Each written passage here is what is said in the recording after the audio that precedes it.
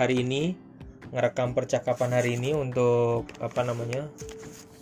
untuk supaya kita sama-sama tahu ya, gitu. Oke, baik. Terima kasih sekali lagi udah ngerjain sesi 10 Diversity and Social Conflict, sesi 11, 12, 13, dan 14. Mohon maaf, ini kalau di layar saya gambar slide-nya ini ukurannya sih gede. Kalau buat yang lihat dari HP, ini kelihatan jelas nggak ya? Buat yang misalnya kayak Mbak Safira ngelihat dari HP ini, terus Mas Erwin kelihatan nggak, Mas? Kelihatan jelas nggak sih kalau slide-nya itu dari HP gitu? Mbak Monica, Mbak Romindo, ya, terus Mbak Dara, kelihatan nggak ya?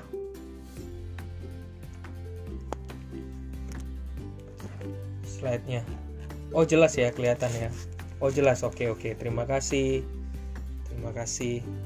Oke, baik. Bisa di full screen. Oke, bisa di full screen. Oke. Sesi 10, 11, 12, 13, 14 di depan saya ini saya udah punya kertas, saya mau ambil nilai. Jadi bersiap untuk namanya yang dipanggil ya.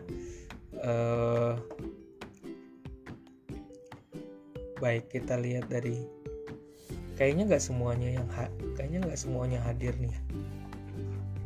Oke.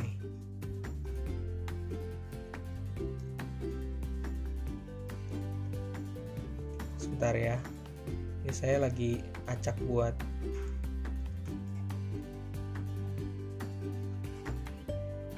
Oke, saya lanjut. Intermezzo dulu sebelum kita mulai. Jadi ada sesi di mana ini saya tulisnya sesi 12 ya, tentang warga negara yang baik, nasionalisme ya.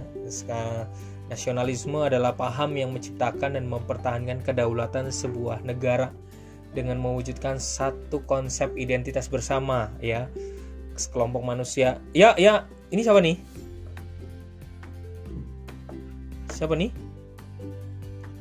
Oh ya, Albert. Oke. Bet, kasih Albert, kasih lokasi biasa. Kasih lokasi ya. Oke, ya. Oh, oke. Asik. Oh ya udah, oke. Sip. Hari ini kita tesnya chatting ya. Jadi di chatting aja ya. Jadi nanti saya panggil namanya, terus kemudian saya chat nanti jawabannya di chat aja ya gitu. Oke. Terima kasih. Jadi saya lanjut ya. Jadi sikap nasionalisme itu ditunjukkan dengan rasa ingin mempertahankan negaranya ya, baik internal maupun eksternal. Entah kenapa kalau ingat nasionalisme ya, saya selalu ingat banget namanya Korea. Itu aja sih. Korea, waktu itu kan pernah ke Korea Selatan, jadi kelihatan banget kalau nasionalisme di sana tuh ya. Paling kelihatan adalah tentaranya. Tentaranya tuh gampang banget loh kita lihat. Di mana-mana ada tentara gitu. Kalau di Jakarta atau mungkin di tempat teman-teman, tentara tuh nggak langsung kelihatan. Tapi kalau di Korea Selatan ya, kayak waktu saya mau pergi ke Ulsan gitu ya, di situ tuh tentara tuh kelihatan banget, mau yang angkatan darat, angkatan laut ya. Jadi memang nasionalismenya begitu. Terus saya tanya, karena kan saya ketemu dengan yang anak-anak, yang rekan-rekan yang S3 di sana, katanya ya kalau misalnya lulus, menurut mereka ya, kalau misalnya habis lulus kuliah atau lulus dari SMA itu, terus kemudian mau usia kuliah lah gitu, itu nanti mereka ada latihan wajib militer gitu. Jadi mereka ada pelatihan khusus untuk pelatihan cinta tanah air. Waduh, ngeri juga ya. Jadi memang itu salah satu bagian wajib katanya gitu.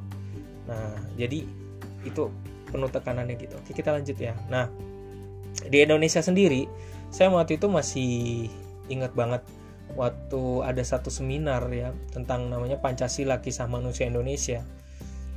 Ada namanya Ibu Hamid ya. Ibu Hamid itu pernah jadi anggota PBB. Terus kemudian di Indonesia itu diingetin, dia udah udah bukan orang PBB lagi. Tapi waktu itu dia dalam suatu seminar dia bilang perpecahan ini tuh di Indonesia tuh gampang banget loh, bisa kapanpun terjadi. Indonesia tuh pecah tuh bisa kapanpun. Jadi Indonesia karena sudah punya ideologinya sendiri, yaitu namanya yang udah lama ada, yaitu namanya Pancasila, maka itu yang menguatkan Indonesia sendiri gitu. Dan berikutnya Ibu Hamid bilang Indonesia tuh cuman kurang satu. Nah, satu apa itu? Keteladanan. Jadi kalau mau Indonesia ini mau sukses, jadi pemimpinnya juga harus punya teladan yang baik gitu. Jadi apapun, dimanapun kita bekerja, apapun itu, keteladanan itu nomor yang paling penting. Jadi kalau ya harap maklum ya, kalau Jokowi misalnya sekarang sangat disegani ya, ada yang memang benci tapi sangat disegani, itu karena menurut saya karena keteladanannya aja ya. Terlepas dari dia ya mungkin diejek orang, dibully orang, tapi keteladanannya ya. Menurut saya presiden-presiden kita juga punya keteladanan yang luar biasa. Apalagi kalau karena asal saya dari Blitar, maka saya katakan ya memang Soekarno memang punya keteladanan yang luar biasa ya. Lanjut ya, slide berikutnya. Nah, ini kenalan, saya kenal dia karena dia kakak kelas saya di Sekolah Tinggi Filsafat ya, namanya Pak Justinus Prastowo. Dia waktu itu kami jumpa dalam temu alumni. Dia sebenarnya dia adalah kaki tangannya Ibu Sri Mulyani ya, yang membantu untuk mengurusi pajak gitu. Jadi kabarnya kali ini sekarang tuh kalau bangun usaha misalnya ya, gampang ya, ada bangun usaha terus kemudian ada tempelan gitu, belum bayar pajak gitu. Sering nggak nemuin kayak gitu ya? Nah, jadi belum bayar pajak gitu. Jadi terus kemudian sekarang kayak misalnya asuransi Jiwasraya, nah kayak gitu. Sekarang diamati pajaknya, terus terjadi korupsi. Nah, Pak Justinus ini dia menekankan tentang di Indonesia itu, kalau Indonesia mau sukses sebenarnya harus perhatikan benar tentang pajaknya. Jadi sayangnya banyak banget, apalagi sekarang dengan munculnya digital disruption ya, dimana siaran TV pindah ke yang streaming kayak gitu ya, atau segala macam yang dulunya kita harus pakai peta map, sekarang udah pakai Google aja. Nah gitu. Tetap pajak itu harus penting banget buat Indonesia karena memang untuk ngebangun Indonesia gitu. Jadi kalau sampai dikorupsi atau kita nggak bayar pajak gitu ya, wah apa jadinya nih Indonesia gitu. Nah jadi ini Pak Justinus ini menurut saya saat ini juga gencar melihat saat ini tuh korupsi itu sedang diincar. Nah berikutnya, saya nggak ngerti saya nggak tahu apakah rekan-rekan tahu cara baca ini, gambar ini ya. Jadi karena saya turun di pasar modal ya, semoga teman-teman ya harusnya yang kalau jago akuntansi ya harusnya bisa lihat ya grafiknya ya. Saya mau larikan tahun ini tanggal 8 Februari 2020. Ke situ kelihatan ya, semoga kelihatan. Bisa kelihatan tanggalnya 8 Februari 2020 bisa ya. Nah, saya mundurin ke 10 tahun yang lalu, di mana pasar modal di Indonesia kita kembali ke 2010 ya. 2010. Nah, pertanyaannya Indonesia nih, ini kan karena kita belajar kewarganegaraan ya, kita perlu tahu juga Indonesia sih sebenarnya di pasar modal tumbuh nggak sih? Indonesia ini sebenarnya tumbuh nggak sih gitu ya. Nah, perekonomian apa yang sebenarnya tumbuh ya di pasar modal ya kan? Di situ di bawah gambar grafiknya bisa kelihatan ya. ada tulisan tuh yang ada hijau, ada warna merah. Agriculture ya, selama 10 tahun terakhir itu minus 21%. Financial naik tumbuh 347%. Basic industry 221% ya. Terus kemudian consumer 196%, manufaktur 159%. Jadi kalau dilihat dari 10 tahun yang lalu hingga terjadi sekarang, perekonomian pasar modal kita sebenarnya tumbuh banyak karena warna hijaunya banyak. Infrastrukturnya cuma 44%. Nah, kalau yang namanya finance berarti dia yang paling tinggi. Berarti kalau finance itu berarti semua yang berkaitan dengan keuangan itu tumbuh ya. Dari 10 tahun terakhir sampai sekarang dia yang paling tumbuh. Makanya jangan kaget kalau tahun sekarang fintech tuh banyak banget yang tumbuh ya. Ingin untuk menghimpun dana, masalah keuangan jadi tumbuh ya, ada masalah korupsi kemudian sekarang di blow up ya gitu. Karena memang keuangan para investor di pasar modal tuh ternyata dari data ini banyak yang masuk ke dunia finance sebenarnya. Kita tumbuh, Indonesia tuh tumbuh ya. Khususnya di masalah finance ya. Finance itu termasuk kayak misalnya mau sewa motor, mau kredit motor pakai Adira Finance tuh. Adira Finance juga ada di pasar modal. Terus bank-bank ya. Bank mana yang kayak misalnya yang paling tinggi di pasar modal itu nilainya sahamnya yang paling tinggi BCA, terus kemudian Mandiri, terus kemudian BRI ya. Padahal sebenarnya yang paling tinggi itu adalah BRI. Number one sebenarnya BRI itu banyak yang punya sebenarnya. Di desa-desa tuh BRI yang paling penguasanya. BCA itu nomor 3-nya setelah. Jadi BRI, Mandiri baru sebenarnya BCA. Nah, Pak Epi taunya dari mana? Waktu itu saya ikut sesi ada di PPM. Nah, jadi ada yang ngisi tentang masalah kayak gini gitu ya. Terus kemudian consumer goods kan udah tahu ya, kalau consumer goods itu 196. Ya kita kalau nggak kita pasti selama hidup butuh macam-macam ya, entah sabun, sampo, segala macam consumer goods, atau enggak kita juga butuh makan consumer goods ya, yang kayaknya sahamnya kayak misalnya Unilever, terus kemudian habis itu Indomie ya, kayak gitu, Indofood ya. Tapi ternyata yang belum berkembang maksimal selama 10 tahun, yaitu ada yang minus tuh ya, agriculture ya, kayak pertaniannya gitu, terus kemudian sama mining, pertambangannya. Nah, disitulah industri banyak para investor kurang minat ke situ ya. Makanya di Indonesia tuh yang sangat berkembang adalah finance-nya. Nah, pas banget nih sama akuntansi ya. Nah, saya cuma mau sharing sedikit ya. Ini sebelum nanti kita mau ambil ini. Era fintech sekarang, peer-to-peer lending, kalau teman-teman tuh punya modal tapi nggak punya usaha, cobain deh Investri. Nah, investri.co.id ya. Jadi kita dipertemukan dengan para pemilik usaha. Kita sebagai pemodal, kita bisa bantu mereka untuk ngelanjutin usaha mereka ya.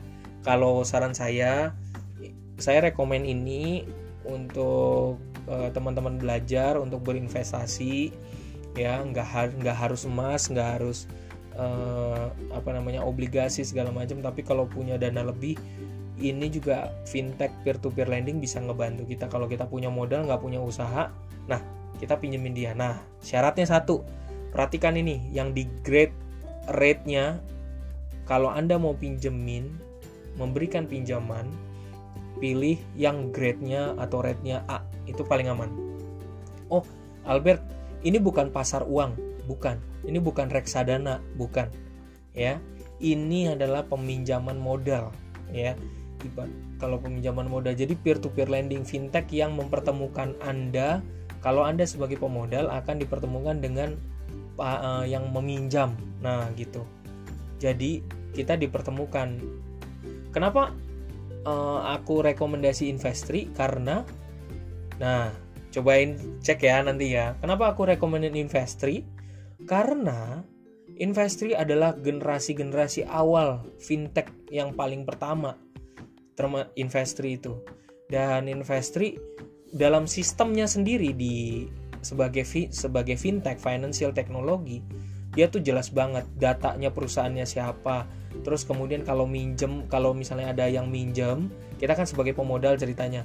Kalau dia minjem, dia datanya tuh bisa ngasih tahu dia minjemnya kembaliinnya kapan, terus tepat waktu atau enggak, telat atau enggak. Nah, Investri ini yang paling detail. Makanya kalau untuk minjemin, biasanya modalnya kalau kita minjemin itu modalnya dari 1 juta. Tapi kalau kita minjem dari Investri, maka biasanya dia lebih mengarahkan untuk ngebantu perusahaan-perusahaan yang ingin berkembang. Itu Investri ya, intermezzo. Nah, kalau teman-teman, saya mau rekomen lagi nih. Kalau teman-teman sulit bangun perencanaan keuangan ya, ini mentor saya punya mentor yang ngebantu saya dulu, ada 2 mentor saya.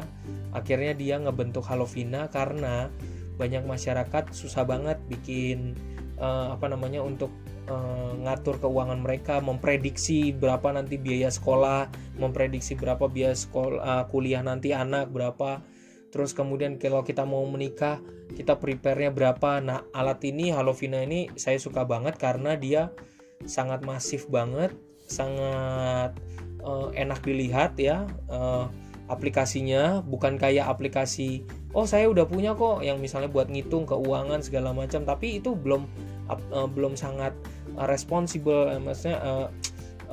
maksudnya respon. Jadi lebih cepat. Kalau Halovina ini termasuk aplikasi yang udah cepat. Dan beruntungnya Halovina ini setelah dilihat sama Mandiri, dia mendapatkan pendanaan besar dari Mandiri Capital, fintech startup, tapi udah dapat dari pendanaan dari Mandiri Capital. Dan di dalamnya sangat ngebantu banget.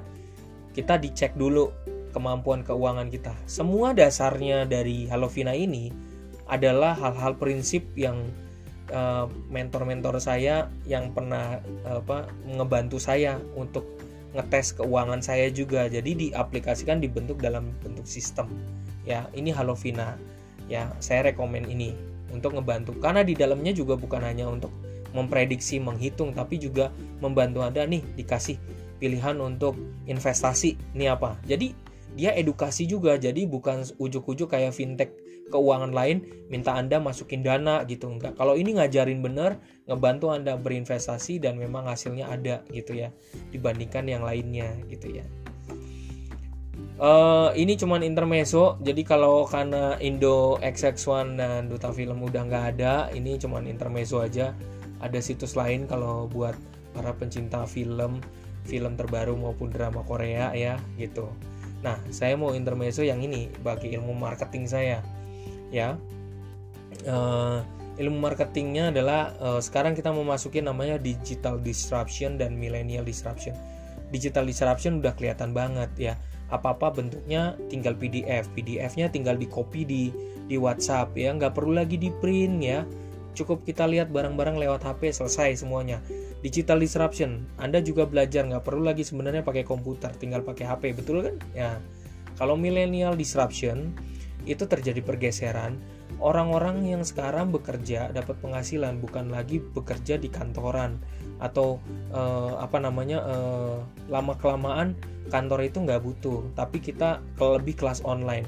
Sekarang juga nanti kita nggak akan pernah tahu, misalnya nanti kuliah ke depan nanti nggak perlu lagi namanya kumpul lagi di kelas, mungkin langsung udah lewat tatap muka aja ya, tapi nanti lewat pengawasan yang lebih detail lagi. Sekarang juga apa-apa di kantor juga kadang-kadang pakai Skype juga ya, buat komunikasi, buat jadi komunikasinya jadi cepet. Sekarang juga kalau kerja milenial itu kalau kerja itu juga nggak mau nggak terlalu loyalitas. dia nggak perlu loyalitas, dia perlunya gue punya kompeten, gue kerja gitu. Jadi kompetensi itu lebih penting daripada loyalitas. Jadi ada satu penelitian kemarin yang saya dapat dari brand waktu saya ikut seminar di Beranda PPM ya, dari orang yang pernah bekerja di BCA. Sekarang tuh anak-anak milenialnya udah cukup banyak. Jadi yang difokusin bukan loyalitasnya tapi kompetensinya. Jadi orang yang bisa nunjukin kompetensinya tinggi itu pasti yang jauh lebih hebat. Nah, berikutnya ada kontak. Nah, ini kontak ini silakan dicoba. Ini keuntungannya adalah misalnya cuma satu link, nanti ini bisa linknya bisa kita bisa buat untuk link kemana aja. Biasanya kalau naruh di Instagram ya, naruh di Instagram kan ada link tuh di atas. Nah, ini pakai satu link tapi nanti di dalamnya Anda bisa bikin kayak sub kemana aja, ke blog kita atau ke website kita atau ke WA kita atau kemanapun. Ini ngebantu banget ya buat khususnya satu link. Kalau Bitly itu untuk pasti rekan-rekan udah tahu lah ya, untuk memperpendek ya. Biasanya dipakai nih di binus nih, Bitly untuk meringkas, bikin shortcut gitu ya. Tapi pernah tahu nggak kalau Bitly itu sebenarnya kenapa begitu terkenal? Karena Bitly ternyata dipakai oleh para produsen film porno untuk banyak mereka yang memakai shortcut Bitly dibandingkan yang lainnya, Bitdo segala macam. Orang-orang yang suka produsen film porno sering kali memakai Bitly ini, makanya Bitly jadi terkenal ya. Oke, berikutnya Z Library. Kalau bapak teman-teman nggak punya buku baru atau artikel-artikel, mau cari jurnal, silakan dibuka Z Library ini. Tapi please don't recommend for other people ya. Jadi don't share this for other people. Please only for you aja ya. Jadi hanya untuk Anda aja, karena ini ilmu marketing. Jadi jangan di-share ke orang juga. Ini rahasia gitu ya, Z Library ini. Walaupun Anda mungkin udah pernah maybe kayak Genlib, terus kemudian untuk download PDF share segala macam ya. Oke. Berikutnya Join Appen Global. Ini adalah tempat website khususnya Mas Erwin ya. Mas Erwin waktu itu kalau nggak salah pernah nanya ke saya. Mas Erwin nanya, Join Appen Global gimana sih? Ya harus bisa bahasa Inggris Mas. Ya ini saya pernah dibayar ini. Ini namanya digital disruption ya. Jadi milenial juga, dimana saya bekerja secara online, nggak perlu tempat kerja, dari Jakarta ngawasin sosial media khususnya Instagram. Nah, saya pernah freelance di Join Appen Global, tapi dihargainya lumayan juga gitu ya. Jadi ini Join Appen Global ini adalah hanya satu di antara banyak tempat freelance yang mungkin kita pernah tahu ya. Kalau Bagas 31, kalau kita sebagai warga negara Indonesia nggak tahu ini, wah kacau juga. Jadi aplikasi-aplikasi yang gratis, yang ada passwordnya, yang katanya kita harus beli, nah ini dibongkar di sini semua ya. Nah di bawahnya ada SimilarWeb ya dan Alexa. Ini dua alat komponen penting dalam marketing, di mana dia akan bisa menghitung website Anda atau perilaku atau kekuatan dari habit dari situs yang Anda bangun, atau suatu perusahaan apapun deh yang punya website, yang punya e-commerce, dicek aja pakai alat ini, nanti bisa ketahuan kecenderungannya dan Anda bisa mempelajarinya ya. Tapi please don't share for others ya. Jadi other people ya. Jadi cukup Anda yang tahu nih, yang dapat ilmunya dari saya nih. Terus kemudian di bawahnya ada Surveipolis. Nah, ini adalah survei online. Jadi Surveipolis adalah survei satu tempat yang mengawasi untuk seluruh survei online yang memang kredibel, yang memang asli, bukan palsu. Nah, itu ada di situ ya. Dan khususnya buat orang Indonesia, silakan cek sendiri. Kalau mau dapetin dolar, mau nabungin dolar, lagi iseng-iseng, nggak ada kerjaan, ya internet ada, silakan buka Surveipolis, terus kemudian cari yang Indonesia dan Anda pilih yang kontennya, pilih yang ada optionnya adalah dibayar dolar. Nah, dibayar dolarnya lewat PayPal. Oke. Next. Oke, kita mulai pertanyaannya. Kita mulai dari saya akan mulai dari nama di chatting yang aktif ya, gitu. Nama di chatting yang aktif nih. Dari Denny Setiawati, ada suaranya atau mau keluarin suara atau mau chatting, ada? Ada, oke, kita mulai ya. Saya minta pendapatnya nih, kalau ada penduduk dari suatu negara tertentu minta suaka, apakah berarti nasionalismenya di tempat negaranya itu rendah? Kalau menurut Denny gimana? Soalnya kalau di Jakarta itu banyak banget loh, di daerah Jakarta Barat tuh, di Kalideres banyak banget sampai orang yang minta pindah suaka ya. Itu sampai tidur di jalan, sampai ada yang udah sampai punya anak di Indonesia ya, minta suaka. Mungkin kita pikir nasionalisme di tempatnya lemah gitu. Bagaimana menurut Denny? Mau chatting, mau jawabnya chatting atau mau jawabnya mau jawabnya omong? Boleh ya, ngobrol ya. Buka speakernya. Oke, kita berikutnya ke sambil mungkin Mbak Denny bikin jawaban ya. Berikutnya untuk Thalia Angela. Apa arti? Ada Thalia Angela? Ini aku lihat di sini ada. Mbak Thalia. Oke. Nomor 2 langsung jawab ya. Apa arti patriotisme?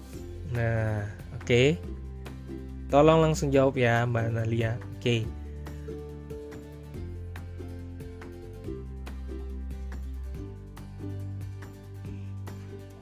Oke. Berikutnya Albert. Nah, saya jawab ini dulu. Untuk Mbak Deninya. Suara. Mungkin di daerah mereka ada kendala tertentu, ya. Kenapa tuh ya, Mbak Deni ya? Ada kendala tertentu, kenapa ya? Gitu. Terima kasih ini Mbak untuk Thalia Angela udah jawab. Patriotisme merupakan suatu sikap yang berani, pantang menyerah, dan juga rela berkorban demi bangsa dan juga negara. Patriotisme ini berasal dari kata patriot-isme, kepahlawanan, jiwa pahlawan, heroisme, patriotisme. Terima kasih ya. Terus kemudian Mbak Denny, kendala tertentunya apa nih? Saya belum tahu. Oke. Kita berikutnya. Contoh patriotisme, Mas Albert. Mengikuti upacara hari besar kenegaraan, mengikuti kegiatan bakti sosial, kegiatan pramuka, ya. Nah, Mas Albert, yang paling berkesan apa Mas Albert kalau mau nunjukin rasa patriotisme? Satu aja yang paling berkesan. Contoh mah banyak, satu aja yang paling berkesan kalau mau nunjukin patriotisme.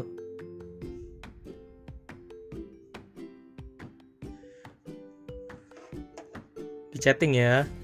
Untuk Mbak Denny ini masih belum puas nih saya nih.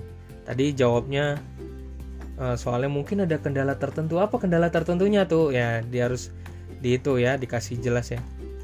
Oke, dikasih jawaban yang jelas. Mungkin di daerah mereka ada kendala tertentu. Apa tuh contohnya? Ya, oke.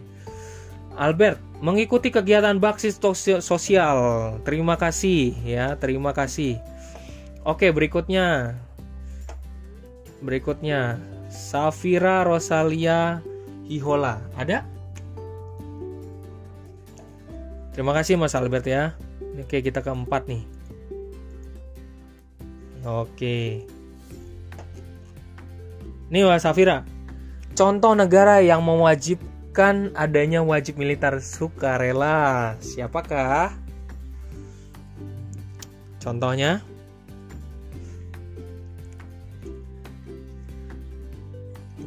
Oke.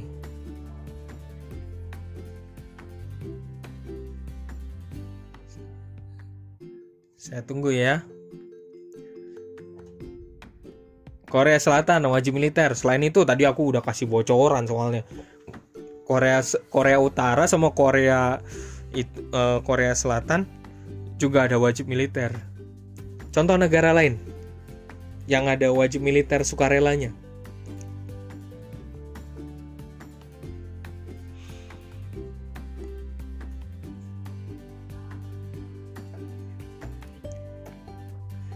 Untuk berikutnya untuk Mas Erwin, ada Mas Erwin? Ini pertanyaannya Mas Erwin. Sebutkan semua presiden yang Anda kenal di ingatan Anda. Ya.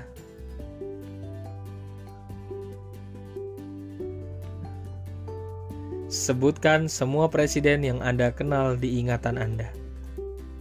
Nah, saya balikin lagi ya. Masih belum nih. Saya nunggu nih. Dari Mbak Safira. Dari jawaban dari Mbak Deni Setiawati juga masih saya tunggu nih. Ya, kendalanya apa tuh? Masih belum ada jawaban nih. Mbak Safira? Ada Mbak Safira? Negara yang selain ada wajib militer? Oke, terima kasih. Udah satu aja, nggak usah semuanya. Udah banyak amat muncul di saya. Mesir, Thailand, Singapura, thank you, terima kasih. Ya. Terima kasih. Mesir cukup ini yang oh iya. Benar. Ya. Terima kasih. Ya. Mbak Safira terima kasih ya. Udah, thank you. Ya. Terima kasih. Nah, sekarang nih saya tunggu Mas Erwin. Oke. Mas Erwin, saya tunggu ya. Sebutkan semua presiden yang Anda kenal di ingatan Anda. Pertanyaan paling mudah. Langsung. Di semua bisa baca chatnya ya. Soekarno, Soeharto, Habibie, Megawati, Gus Dur, Pak SBY, Pak Jokowi, ya, Abraham Lincoln, John F. Kennedy, Bill Clinton, George W. Bush, Kaisar Naruhito, Kim Jong Un, Salman Abdul Aziz, Francisco Guterres, gitu.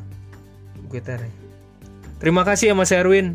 Wah, dapat pertanyaannya yang beruntung nih, paling gampang ya. Paling gampang. Ya. Don't worry ya, saya juga buat rekaman di sini jadi saya langsung bisa sambil nilain juga ya. Gitu ya. Oke, berikutnya Mbak Nadira ada? Mbak Nadira Aisyah.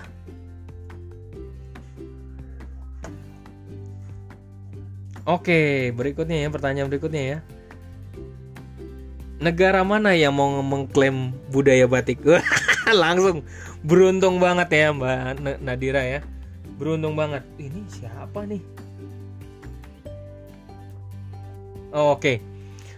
Mbak Nadira terima kasih ya, beruntung dapat pertanyaannya. Oke, ini kembali ke pertanyaan satu tadi Mbak Deni ya. Yang tadi pertanyaannya di awal ya tentang suaka tadi, nasionalismenya lemah. Di mana seseorang yang teraniaya di negerinya sendiri dapat dilindungi oleh otoritas berdaulat yang lain, seperti negara lain atau pejabat gereja yang di abad pertengahan bisa menawarkan perlindungan. Hak ini sudah diakui oleh bangsa Mesir, Yunani, dan Ibrani, yang darinya kemudian diadopsi oleh tradisi Barat. René Descartes, bacanya René Descartes ya, waktu saya belajar René Descartes melarikan diri ke Belanda, Voltaire ke England, Thomas Hobbes ke Prancis. Wah, tokoh-tokoh filsafat penting semua nih, pemikirnya luar biasa Thomas Hobbes. Karena setiap negara menawarkan perlindungan kepada orang asing yang teraniaya. Mantap. Terima kasih. Oh ya, ada lagi. Orang-orang yang diberikan suaka politik disebut pengungsi. Mereka sering dikelirukan pengungsi ekonomi ya. Terus kemudian pengungsi ekonomi sering menjadi sasaran empuk bagi sejumlah politikus. Yang pernah saya dengar, terima kasih ya Mbak Deni. Yang saya pernah dengar, demi buat bisa mendapatkan hak suaka ke Australia, dibela-belain sampai mereka itu naik kapal secara ilegal, diombang-ambingkan ya. Ini juga sih taruhan nyawa juga. Jadi kalau misalnya akhirnya mati di laut, mau demi ke Australia terus kemudian mati di laut, ya berarti apes. Tapi kalau tiba-tiba ada yang ngebantuin, katanya ya, yang ngebantuin dari Australia, kalau ternyata pas banget dibantu, ya udah bisa dibantu juga nantinya lama-kelamaan jadi warga negara di Australia juga ya. Tapi jangan ditiru ya, maksudnya ini bukan kasih contoh ya, tapi ya memang pernah ada kasus semacam itu. Oke, terima kasih Mbak Nadira, terima kasih Mbak Deni. Berikutnya Mbak Gloria Melinia. Ada ya? Mbak Gloria Melinia. Oke, berikutnya ya. Tanggal berapa ditetapkan sebagai Hari Batik?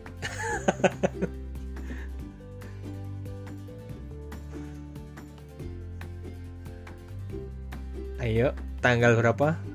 2 Oktober. Terima kasih. Ya, berikutnya Mbak Monica Aprilia. Mbak Monica Aprilia ada? Monica Aprilia. Berikutnya ya. Contoh sikap nasionalisme yang sudah kamu lakukan. Pernah nggak dalam hidup ngelakuin contoh sikap nasionalisme? Pernah nggak?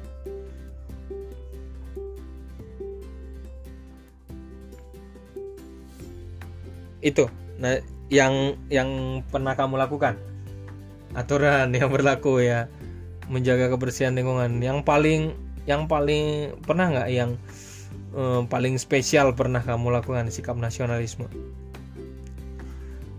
Sikap nasionalisme pernah kan kita lihat kan, misalnya yang paling ekstrim tuh yang waktu ada di, kalau yang lagi viral, sempat viral, demi orang Papua, demi supaya mengibarkan bendera, ada anak yang naik ke atas tiang ya, sampai kayak gitu, terus kemudian sampai mau bengkok, terus kemudian dia bisa ngibarin bendera ya gitu. Ada yang pernah ekstrim kayak gitu nggak? Nggak pernah. Oke, terima kasih ya. Cukup, tapi benar-benar dipertahankan ya nasionalisme. Hal yang sederhana kita lakukan ya, kebersihan lingkungan benar-benar kita jaga ya. Ini penting banget ya, soalnya cara kita membuang sampah habis makan, habis saving fun mungkin di suatu mall, terus kemudian kita buang sampah. Please buang sampah. Kalau Anda main ke Monas ya, kalau di Monas itu ada 3 jenis tempat sampah, jadi kita harus buang juga sesuai dengan tempatnya ya. Mari sama-sama, kita juga bukan hanya belajar soal lecture note atau belajar diktatnya doang, tapi kita juga mari sama-sama menjaga kebersihan lingkungan juga ya. Penting banget buat kita. Kalau memang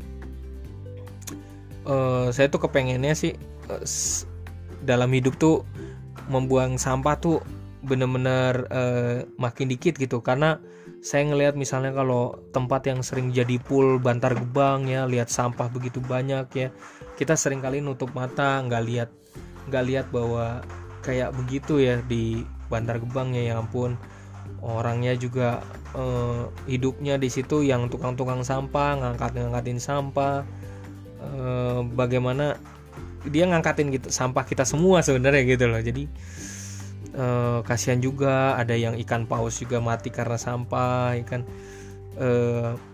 Itu nasionalisme kita bersama ya gitu. Oke, berikutnya Romindo ada nih, Mbak Romindo nih.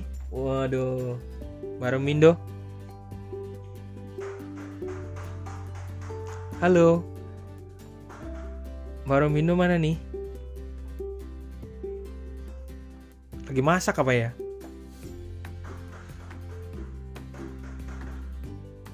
Halo Mbak Romindo. Oh nggak ada nih ya.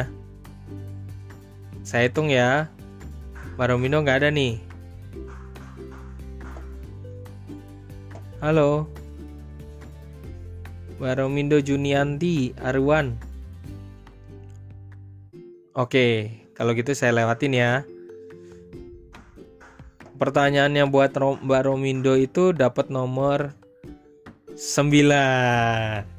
Berikan satu contoh semangat cinta tanah air. Nah tuh, satu contoh semangat cinta tanah air. Oke, saya lanjut. Mungkin orangnya lagi belum ada, lagi mungkin ke belakang, lagi nyiapin kopi atau apa. Mbak Dara ada? Mbak Dara Abigail. Oke, berikutnya ya. Pernah dengar nggak konsep Car Free Day? Di mana saja tempat yang mengadakan Car Free Day? Oh, Mbak Romindo ada tuh. Oh, ada. Memakai produk dalam negeri, Bu. Pak, gimana? Oke, di Sudirman. Oke. Kita ke Mbak Romindo dulu ya. Produk dalam negerinya apa tuh? Oh, koneksi internetnya putus. Oke. Produk dalam negerinya apa? Ya, produk dalam negeri banyak ya. Salah satu contoh merek dah. Boleh lah. Mereknya apa? Mungkin ada. Mbak Dara itu Mbak Dara bener ya. Di Kelapa Gading, ya ada di Kelapa Gading, terus di Bekasi, Sudirman tuh benar ada tuh. Berasa banget ya kalau misalnya Car Free Day ya, Kelapa Gading. Terus ada lagi nggak selain itu? Kelapa Gading.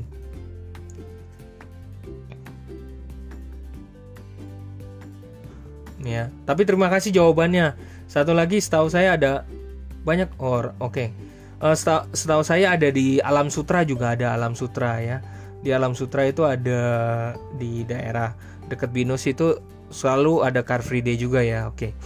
Mbak Romindo, kembali ke Mbak Romindo. Banyak Pak seperti pakaian yang memang buatan Indonesia, batik kebaya. Nah, gitu. Ya, membuatan Indonesia batik kebaya gitu. Saya suka kalau batik ya, ngomongin soal batik ya, saya sukanya batik tulis gitu. Cakep batik tulis tuh. Oke, ke Mbak Dara. Ada Surabaya juga ada ya. Luar biasa nih. Terima kasih ya untuk Mbak Romindo dan Mbak Dara. Terima kasih. Kita lari ke Mbak Francisca Sunjaya. Mana nih orangnya? Dan Francisca Sunjaya dan Gilbert Pada. Oke. Gilbert Pada ada. Francisca Sunjaya, pertanyaan untuk Mbak Francisca. Pernah Anda menyanyikan lagu Indonesia Raya bersama-sama? Ya. Satu tambahan saya nih. Pernah 117. Nah gini, ada problemnya kan ini salah satu lagu Indonesia Raya adalah salah satu simbol ya, salah satu simbol punya kita. Nah Indonesia Raya baiknya itu cocok gak sih kalau diputer? Mau nanya nih, minta pendapat ya. Kalau di Indonesia Raya di Metro TV jam 6 pagi pasti ada di TV ya, jam 6 pagi ya di TV itu ada Metro.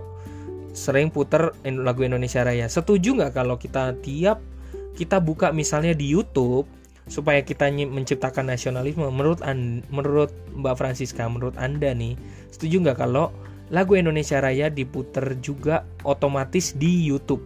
Jadi ibaratnya di YouTube tuh pas buka YouTube langsung lagu Indonesia tanah airku gitu. Setuju nggak kira-kira?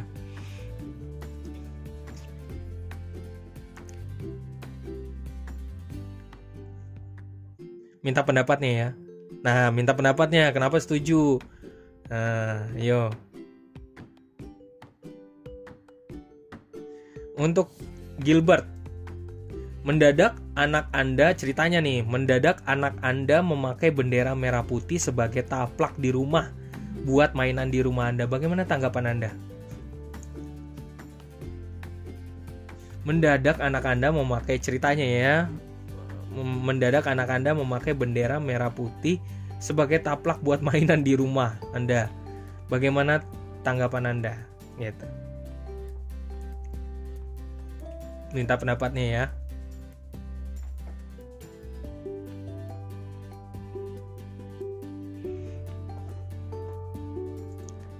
Nah, saya tunggu nih jawabannya dari Mbak Francisca dan Gilbert.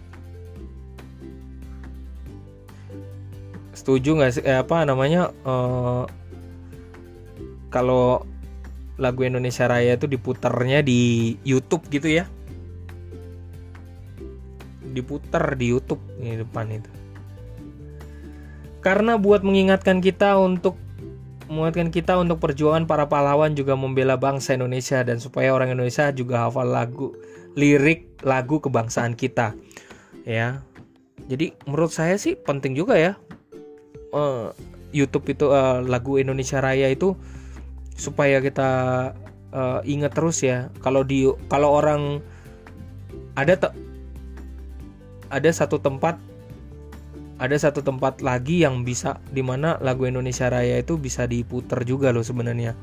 Yaitu tadi di YouTube. Kalau ini menurut saya tiap hari, bayangin tiap hari orang pergi, banyak banget orang yang pergi dari Jakarta ke Bekasi itu naik kereta ya. Coba kalau di kereta itu diputar lagu Indonesia Raya tiap hari, apa nggak jadi nasionalisme banget mereka ya?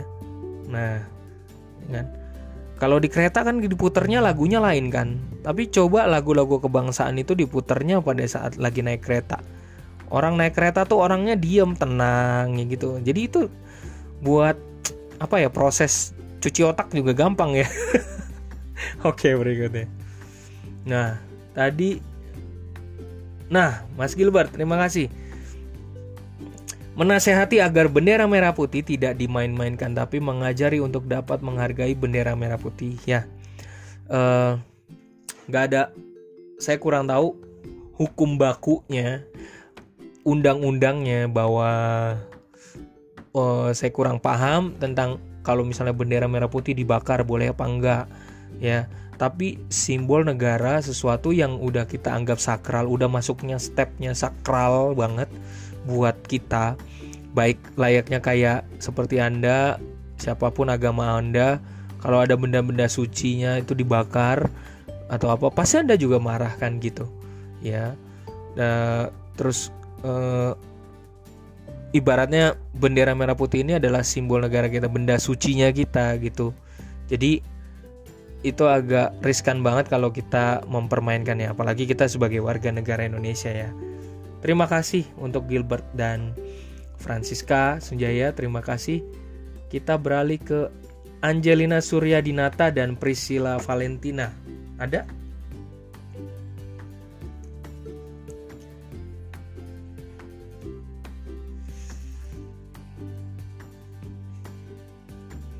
Oh iya, sebentar. Aku di daftarku sini. Oke, Mbak Priscilla Valentina dan Angelina Suryadinata. Ini aku sambil megang ada kertas yang ada gambar wajahnya ya gitu. Mohon maaf ya, aku tuh punya problem tentang menghafalkan nama. Tapi kalau soal wajah gampang banget hafalnya ya, gitu. Ini untuk Mbak Angelina Suryadinata dulu nih, berikutnya nih pertanyaannya. Oke. Di manakah Anda pertama kali pernah melihat simbol burung Garuda? Untuk Mbak Priscilla Valentina, lambangnya ketuhanan yang Maha Esa di burung Garuda gambarnya apa? Sama kan? Untuk Mbak Angelina, di manakah Anda pertama kali pernah melihat simbol burung Garuda? Dan untuk pertanyaannya untuk Mbak Priscilla, lambangnya ketuhanan yang Maha Esa di burung Garuda Pancasila apa? Gitu. Nah, oke, terima kasih nih ya. Tadi dibilang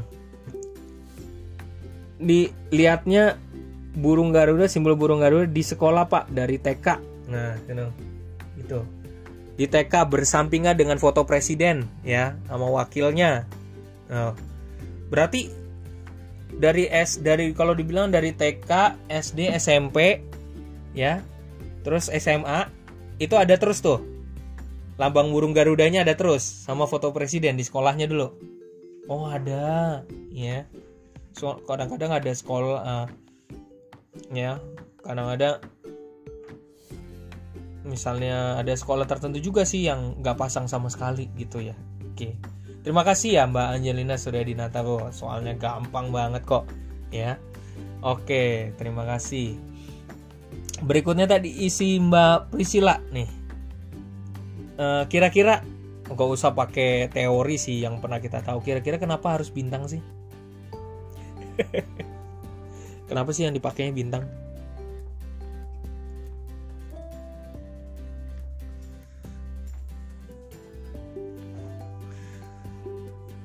Kenapa kira-kira Mbak Priscilla?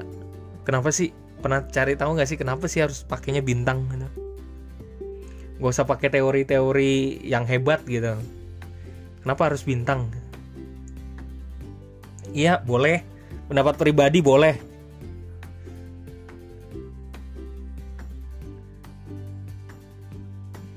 Jadi nggak harus textbook. Kalau textbook mah ada aja 1000 alasan dipakai ya buat menjawab kenapa harus bintang. Tapi kalau menurut Mbak Priscilla kenapa harus bintang sih? Pernah nanya nggak sih sebagai warga negara Indonesia? Kenapa harus bintang sih itu ya?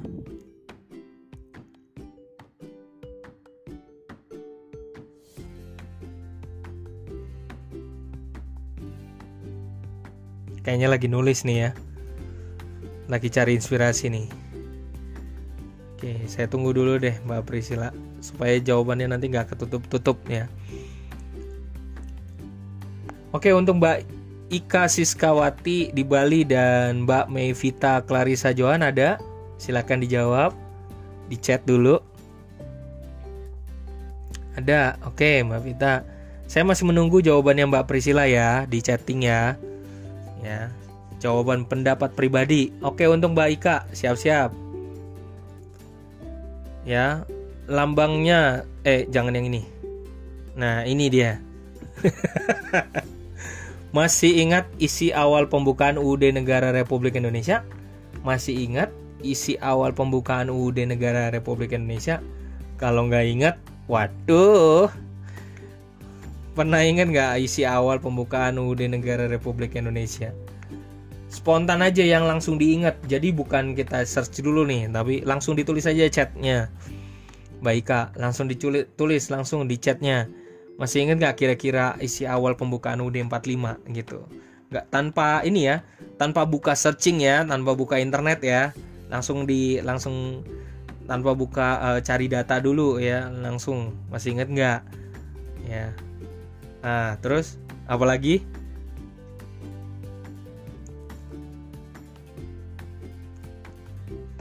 Oke, saya tunggu berikutnya untuk Mbak Mevita. Kalau ada orang bule di Indonesia, baiknya mereka berbahasa Indonesia atau kita yang mesti berbahasa Inggris? Orang Indonesia tuh pintar banget kalau menurut saya. Orang Indonesia itu orang-orang hebat yang punya banyak suku, banyak bahasa. Problemnya adalah kalau ada orang bule di Indonesia, baiknya mereka berbahasa Indonesia atau kita yang mesti berbahasa Inggris? Kenapa? Kenapa Mbak Mevita?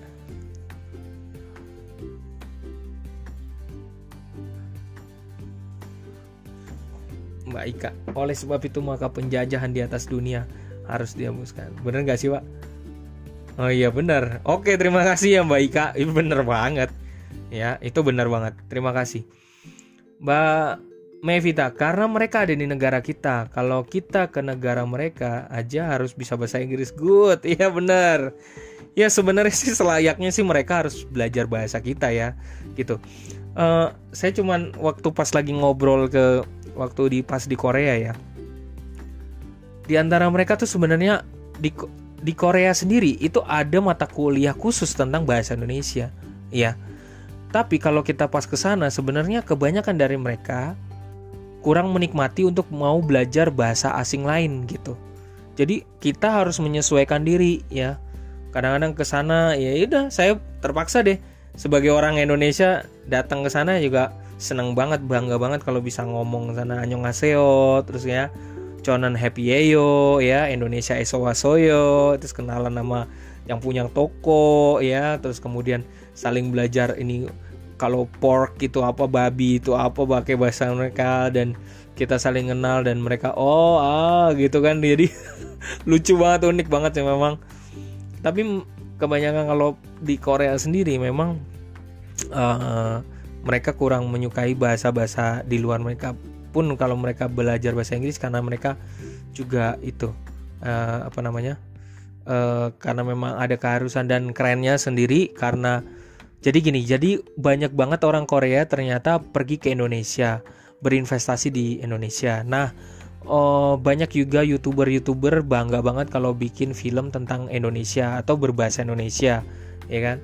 Terus kemudian jadi kalau misalnya jadi mereka yang dari Korea nggak bisa bahasa Indonesia, maka orang-orang sana membuka lowongan pekerjaan untuk di Indonesia belajar bahasa Indonesia. Jadi kalau nanti mereka di Koreanya belajar bahasa Indonesia, kalau mau ngelamar kerja di Indonesia jadi gampang buat mereka di perusahaan Korea. Ya penguasanya salah satunya yang saya tahu sih kalau di Indonesia itu CJ Entertainment ya. Jadi CJ Entertainment itu saya nyebutnya begitu ya, mungkin saya salah gitu. Nah, Mbak Ika ke toilet aja dulu, udah nggak apa-apa kan, udah jawab ya kan, udah nggak apa-apa. Tapi balik lagi ya, jangan Oke, ke Mbak Mevita tadi. Kalau ke negara mereka, di negara kita, kalau kita negara mereka aja harus bahasa Inggris, betul. Terima kasih.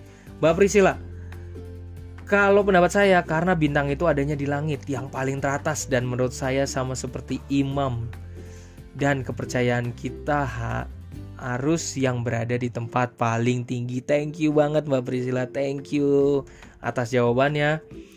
Mari kita ke berikutnya. Tadi Mbak Priscilla udah, Mbak Ika udah, Mbak Mevita udah. Sekarang saya masuk ke, silakan kasih komen di bawah. Mbak Sinta, Bella, Mbak Salkania, Dwi Safitri. Ada?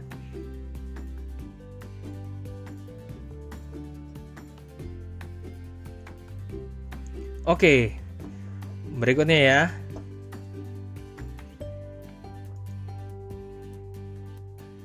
Untuk Mbak Sinta Bella, gampang banget. Selain bahasa Indonesia, bahasa daerah apa yang Anda kuasai?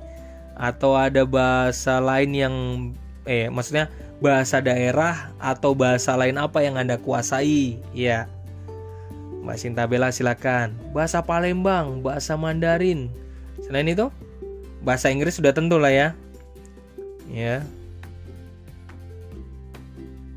Bahasa Inggris. Ada bahasa lain mungkin? Pernah belajar bahasa Rusia atau bahasa Jerman ya. Kadang-kadang kalau misalnya ketemu dengan orang tua asuh saya gitu ya, yang Chinese Jerman gitu, yang Guten Morgen, Guten Abend gitu ya. Kadang-kadang kita harus ngomong ya bahasa Korea sedikit ya. Gitu. Orang Indonesia tuh sebenarnya cinta banget untuk ngomong, cinta banget untuk belajar bahasa ya. Problemnya cuman minder aja sih. Banyak juga saya pernah tuh ketemu di kereta, ada lagu diputer pakai bahasa Inggris gitu, terus cuman ada orang biasa naik kereta, terus kemudian kayaknya dari Tampang kelas menengah ke bawah nih, kelihatan banget gitu ya, tapi dia bisa nyanyi loh, keren banget kan. Memang orang Indonesia tuh sebenarnya demen ya. Bahasa Palembang, bahasa Mandarin, bahasa Inggris, bahasa Korea sedikit Pak. Mantap. Oke, terima kasih. Kita lanjut ke Mbak Salkania ya. Pertanyaan berikutnya. Yeah. Pasti bingung nih jawabnya. Bagaimana tanggapan Anda tentang Pak Prabowo yang jadi Menteri Pertahanan? Berat ya pertanyaannya ya. Ini jadi waktu Pak Prabowo jadi jadi menteri, wah banyak yang nentang nih gitu segala macam, bla bla bla bla ya. Jadi banyak konflik politik segala macam. Tapi kalau menurut Anda, tanggapan Anda bagaimana saat Pak Prabowo itu udah jadi Menteri Pertahanan? Shock nggak? Sempat shock nggak waktu di awal gitu? Atau biasa aja?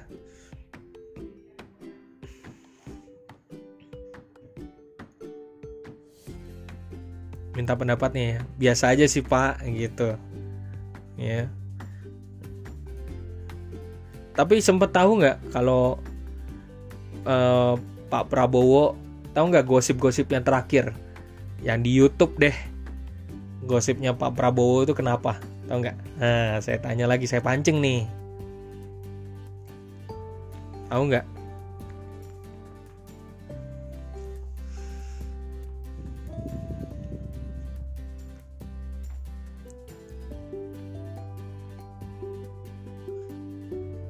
Ada masalah apa sih yang gosip-gosip terakhir tentang Pak Prabowo? Kalau bener nih mantap nih, kalau tahu nih ya. Buka di YouTube aja ada kok gitu.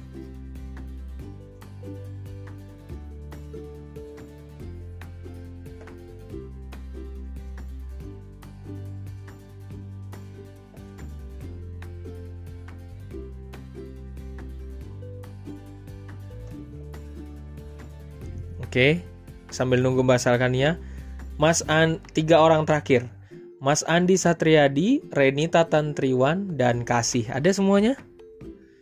Waduh, udah siap. Oke, hadir Pak. Oke, lanjut ya. Untuk Mas Andi nih.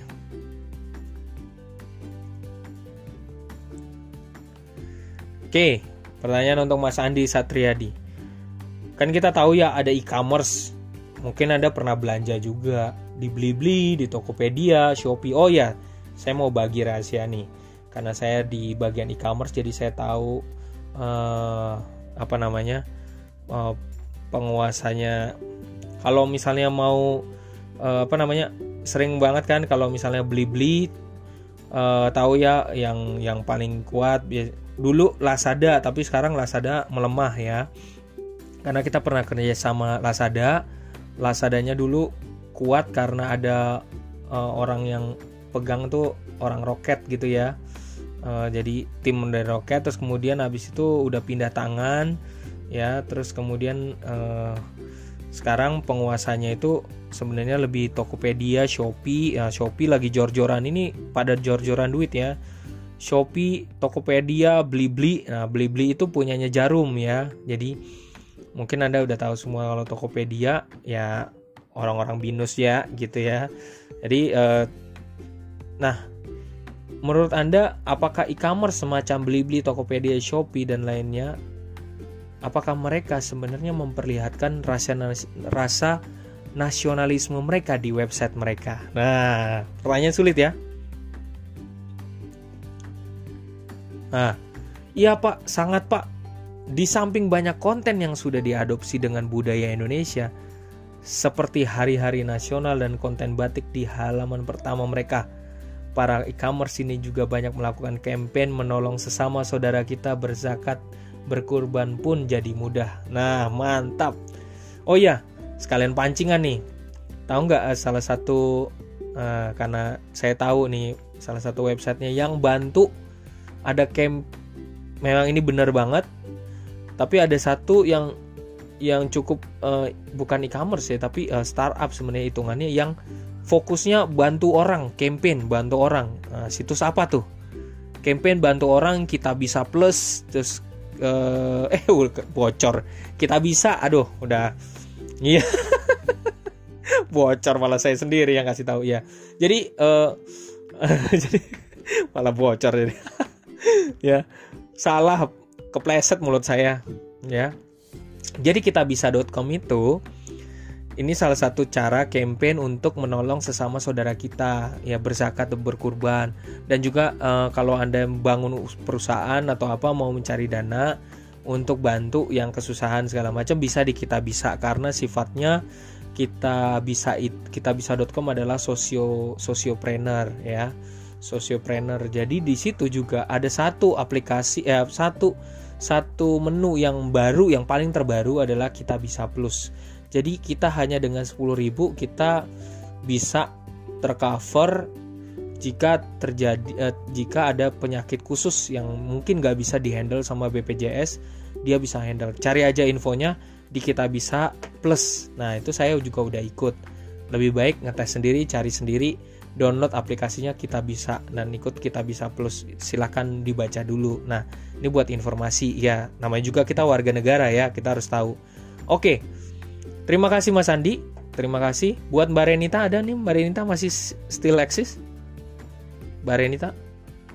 Oke, pertanyaan berikutnya. Ya. Presiden kita saat ini adalah Bapak Jokowi. Oke? Presiden kita saat ini adalah Bapak Jokowi. Kira-kira apa yang sedang beliau galakan di bawah kepemimpinannya saat ini? Ya. Spontan aja. Kira-kira apa yang sedang beliau galakan? Gak usah kita searching yang spontan kita tahu, kita dengar. Lagi menggalakkan apa?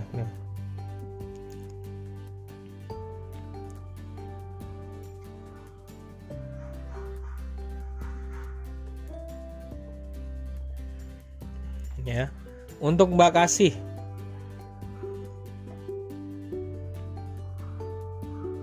Bangga terhadap brand lokal satu, terus apa lagi?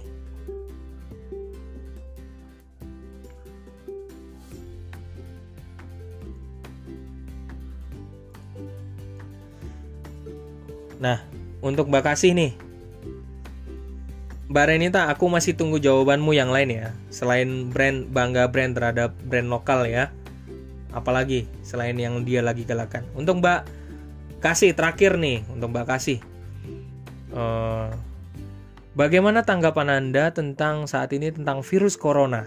Ya, ceritanya kita memang tinggal di Indonesia, nggak penting amat ngurusin yang di Cina sana. Tapi bagaimana tanggapan Anda tentang virus corona saat ini?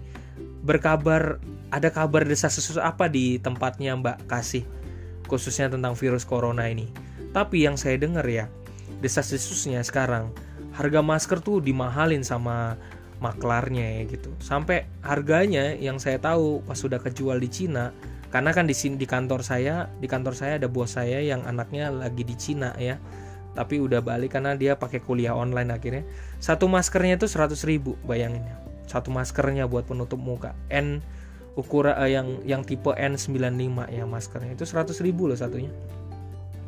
Bagaimana tanggapan Anda tentang virus corona? Ada orang-orang yang juga memanfaatkan situasi ini, kirimin di sini dia beli banyak, kirimin keluar, dijualin di luar, ya, gitu. Bagaimana tanggapan Anda tentang virus corona ini? Nah, terus saya tunggu jawabannya dari Mbak Renita juga. Oke.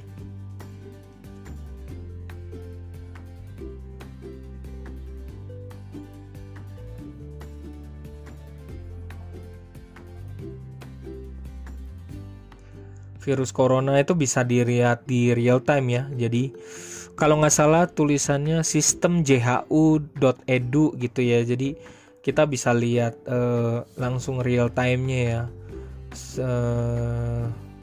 Virus corona ya gitu.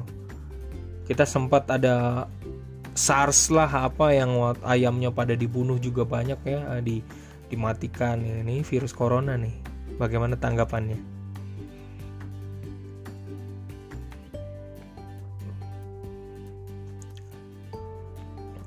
Untuk Mbak Renita, mungkin ada tanggapan? Selain bangga terhadap brand lokal, beri 3 deh. Wah nih, pembangunan sumber daya manusia, yes, betul banget ya. Ya, betul banget. Ini pembangunan sumber daya manusianya lagi digenjot juga. Infrastrukturnya jelas banget ya. Jadi jor-joran, ngutang-ngutang terus kita. Karena Indonesia harusnya maju dari dulu, sekarang baru ngutang. Jadi untuk pembangunan infrastruktur tuh kelihatan banget. Kalau mampir ke Bogor, kalau mampir lihat di sebelahnya di jalan tol Bekasi itu juga ada. Dan menyederhanakan birokrasi yang panjang. Ini yang paling berasa banget ya. Jadi yang karena udah digital disruption, sekarang kalau daftar kuliah CPNS, daftar CPNS dimintanya sama presiden juga semuanya harus cepet ya, birokrasinya cepet. Terus kemudian kalau nggak salah ya, kalau kita ngurus ke Dukcapil ya, kita nggak perlu lagi ke RT RW, bener nggak sih kayak gitu? Mungkin saya salah ya, bukannya itu ya. Tapi kalau birokrasi yang panjang juga disederhanain banget ya itu, sampai yang namanya eselon juga mau dipendek-pendekin ya gitu ya. Tapi yang paling nyata sih di depan mata sih infrastruktur sih, kelihatan banget ya pembangunannya, kelihatan siapa yang diriin, ada Adi, ada Wika, terus kemudian ada Weton, terus kemudian ada PP, PT PP ya, ada semua ya gitu ya. Pembangunan sumber daya manusia, iya betul banget. Sekarang misalnya kayak khususnya yang paling nyata, paling kelihatan adalah Kementerian Komunikasi ya, Kominfo itu ngundang perusahaan-perusahaan jadi mengundang perusahaan-perusahaan supaya anak buahnya belajar secara gratis tentang digital ya, dan mereka diajarin sama Microsoft, terus kemudian sama Amazon, terus sama satu lagi sama apa ya, saya lupa tuh waktu itu. Jadi untuk jadi orang-orang handal ya di mungkin di bidang IT, terus kemudian tentang cara membaca database ya. Tapi ada ujiannya tuh waktu itu ya. Jadi saya sempat ikut tapi nggak lulus, dan nanti mungkin tahun ini saya mau ikut lagi karena itu gratis ya. Itu gratis. Saya lupa websitenya waktu itu apa.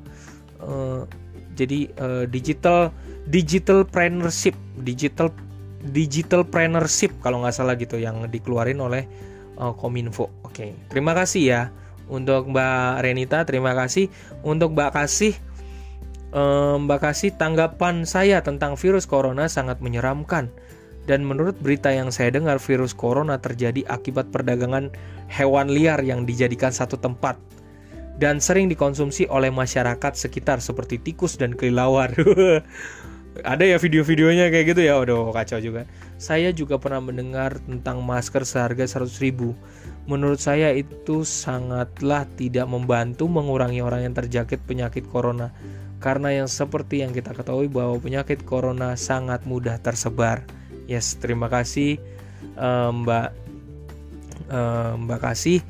Kita juga nggak tahu apakah, saya juga mempertanyakan apakah Indonesia bakal masuk atau enggak, tapi mungkin aja udah masuk, cuman belum ada alat deteksinya yang kelihatan ya, mungkin itu juga.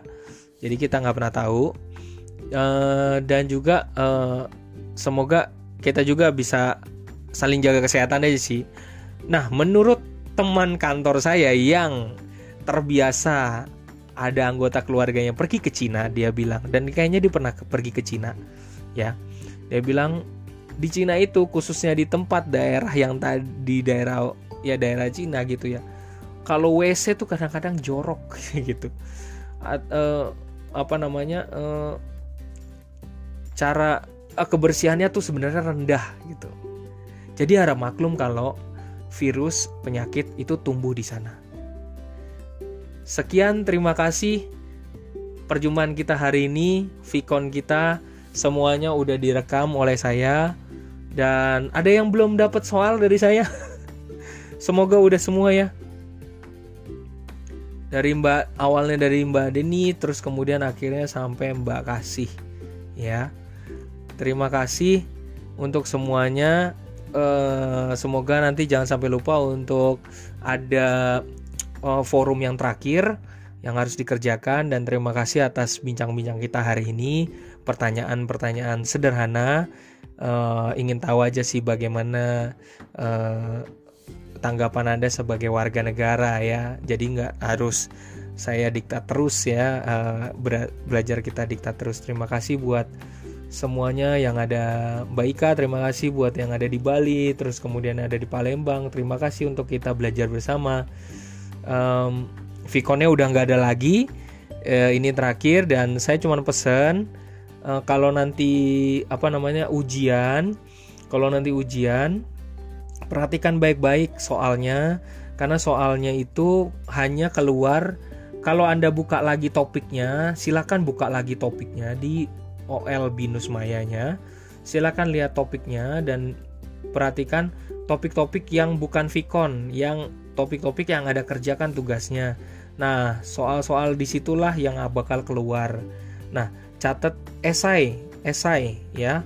Esai pasti ada Yes, esai. Ada yang soalnya yang dari topik-topik per masing bagian atau enggak.